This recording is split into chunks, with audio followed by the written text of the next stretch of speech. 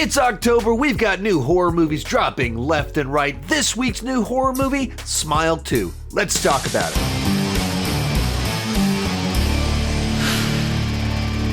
Hi, my name is Sean, and I love to talk about movies and TV way too much. With that in mind, go ahead and join me down below in the comments section. Let me know, what did you think about Smile 2, and give me that point of reference. What did you think about the first movie, and what were your expectations going into this film? So I was lucky enough to see the first film at its world premiere at Fantastic Fest a couple years back. I wasn't particularly excited for the film because the trailers made it just like another high-concept horror film, but the movie itself had a really great atmosphere to it, very effective jump scares, and surprisingly a lot more depth to it with its character work and its exploration of trauma, so it was a pleasant surprise. Despite being pleasantly surprised by the first film, I wasn't all that excited to see Smile 2. Once again, I didn't feel like the trailers sold me on what made the movie pop, besides being in a different context with a pop star. See what I did there? Did it win me over? Was it better than I expected like the first film? Let's get started with the good. And like the first film, I was very pleasantly surprised by this film. It's a lot like the first movie if the first movie was injected with adrenaline straight into its heart. It has all the things that I enjoyed about the first film, but it's also bigger, more ambitious, and just because of the context of where the story's taking place, it's more fun and more imminently stressful with everything taking place. To kind of unpack all of that, the first movie was kind of following up the short film, which put it in this context with a therapist who's working pro bono, and so just inherently a little bit of a drier context. Not that the movie itself was dry, but not as flashy and big of a context.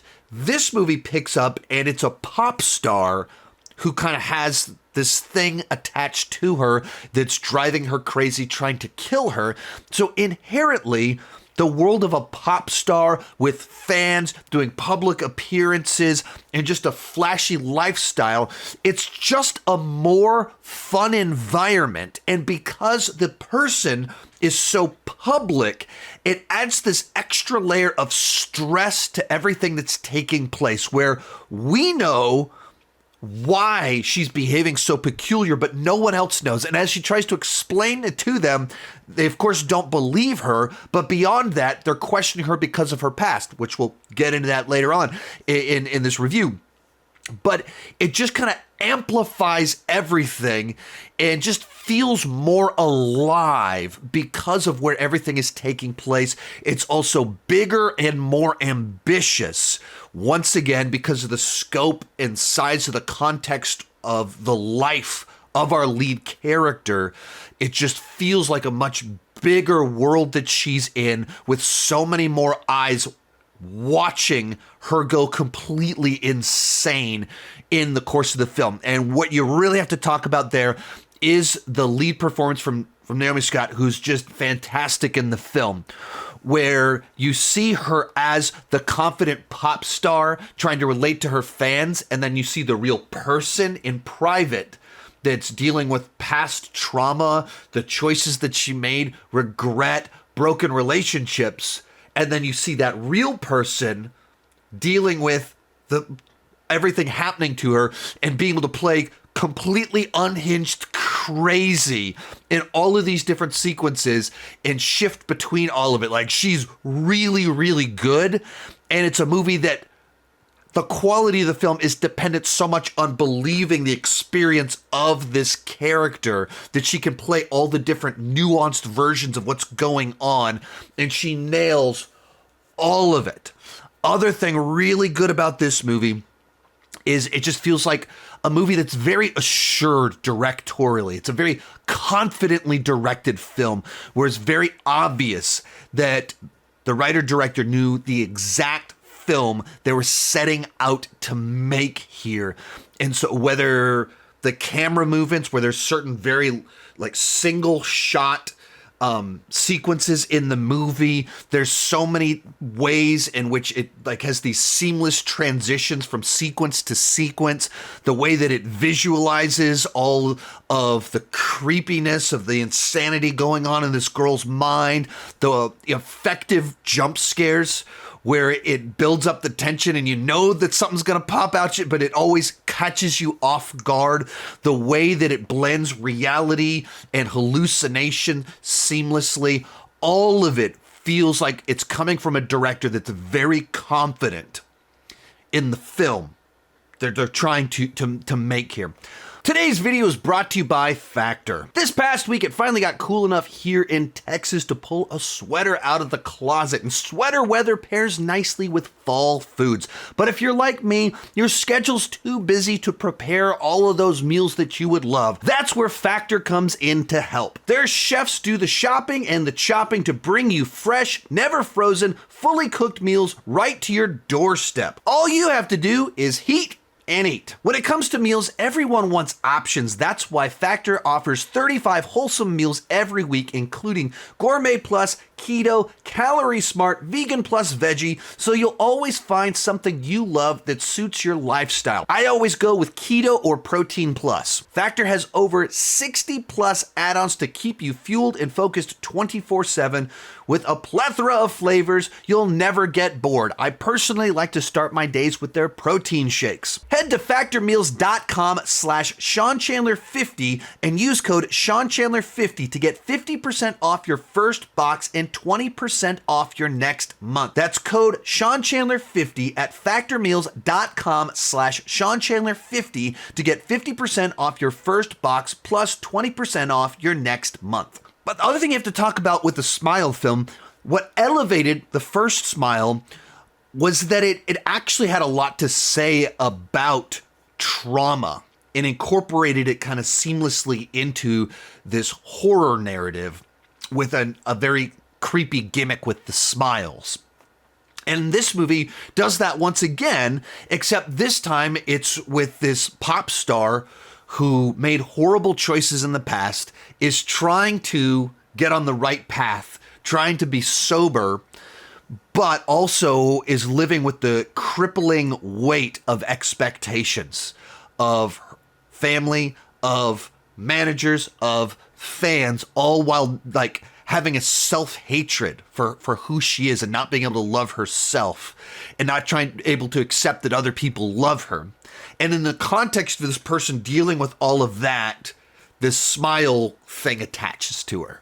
And so a person that is trying to save her image from horrible behavior a year before, and then has this happening to her. So everyone is skeptical of everything that she's doing because of this. And just it finds a way to have that exploration, kind of deeper themes, trauma of the past, but in a totally different context. And the movie delivers all of the things that worked from the first movie with the great use of atmosphere. You get that here. Solid, properly set up and paid off jump scares. You get that here. The deeper exploration, you get that here as well. But it just feels like it's all done on a bigger scale. And while it has all the ingredients, because the life and the context of pro bono therapist versus pop star are so different, it has its own unique vibe to it. It doesn't feel like a rehash. It doesn't feel like we're just doing the same thing again.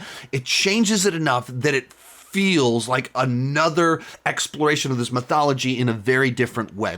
Other one to talk about here that's just kind of a nice thing to discuss. It kicks off with a prologue that is kind of bridging the two movies. And it's just this great tense situation where you kick off, follow straight into this sequence that you can tell it's dangerous, and you're trying to figure out, okay, what's going on here? And you realize it, and then things start to go wrong, and it's so stressful. It just leads right into our new story that we're telling. So it just kicks off in a memorable way, amplifies everything that was great about the first film, while giving it that a shot of adrenaline to the heart. So for me, I thought that this was an improvement over the last film, and I really dug the last film. There's a few other things to talk about here, so let's move on to the bad. And the big thing that comes to mind here, as I mentioned, the movie goes bigger on almost everything. It goes more ambitious on almost everything, and that means there's even more of this unreliable narrator where you don't know what you can and can't trust, and it just goes bonkers in the last third of the film. And so when the credits started rolling, I went, man, that was a wild ride. But I also feel a little bit cheated. And it's not that it wasn't satisfying. It wasn't not that I didn't thoroughly enjoy the wild ride, but because so much of what I saw wasn't real, and then it ends on a real shocking note, it feels like I missed out on so much of what actually did happen. And it's so confusing as to the two things, and going so hard on you can't trust anything that you don't even know what to make of it. When so much of what happens in the movie does not happen in the movie, there's a sense of being cheated by that. Like I said, thoroughly enjoyed the film. This is a glowing review, but there was a sense in which it was like, all right, I wish I would have seen more of how this played out. Like, it ends on such an audacious final note, but it also leaves you guessing as to what was real. How did we get there? How exactly did that play out in light of what we did experience? There's just a lot of gaps or questions that aren't answered as to the actual events of the film. Another thing to talk about here, I said that it's in such a different context that it doesn't feel like a rehash of the previous film. And I think that is true, but this movie does have a number of ways in which it kind of does follow the template of the previous film. It does a really good job of hiding that it's doing that, but there's certain characters that fill the same roles as in the previous movie. There's certain moments that you go, okay, this is the equivalent of that scene if you're looking for it. And so there is a little bit of the template game going on here, but I think they did a really good job of hiding it for the most part. Other thing just kind of talk about here, the inherent nature of a movie like this and the experience it delivers. There's just a cap on how much enjoyment I get out of the film. I thoroughly enjoyed this film. They did a great job at what they were going for. With the nature of what it's going for, the types of emotions that it evokes, it just kind of, there's only so high that it goes for me as just kind of a personal taste. Like I said, thoroughly enjoyed the film, and I thought it did a great job at what it was going for.